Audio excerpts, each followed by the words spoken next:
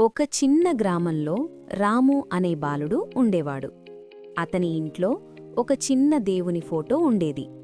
ప్రతి ఉదయం అతను ఆ ఫోటో ముందు దీపం వెలిగించి ప్రార్థన చేసేవాడు.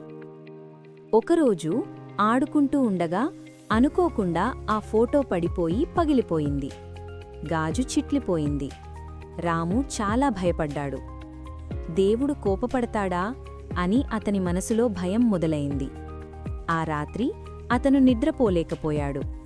తన తప్పు గురించి ఆలోచిస్తూ కన్నీళ్లు పెట్టుకున్నాడు. మరుసటి రోజు అతని తాత వచ్చి పగిలిన ఫోటో చూసి నవ్వుతూ అడిగాడు, "ఎందుకు బాధపడుతున్నావు రాము?" రాము అన్నాడు, "నేను దేవుని ఫోటో పగలగొట్టాను. దేవుడు నన్ను శిక్షిస్తాడా?"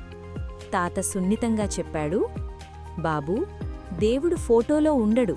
ఆయన మన మనసులో ఉంటాడు. ఫోటో పగిలింది అంటే అది ఒక వస్తువు మాత్రమే. కాని నీలోని భక్తి, నీ మంచితనం పగలకూడదు." రాము ఆశ్చర్యంగా చూశాడు. తాత ఇంకా చెప్పాడు, "పగిలిన ఫోటో ఒకటి చెబుతుంది. బాహ్య రూపాలు తాత్కాలికం, కాని మన లోపలి విశ్వాసం శాశ్వతం. దేవుడు మనం ఎలా ఉన్నామో, ఎలా ప్రవర్తిస్తున్నామో చూస్తాడు. ఫోటో పగిలిందా లేదా కాదు." ఆ రోజునుంచి రాము ఒక పెద్ద విషయం తెలుసుకున్నాడు.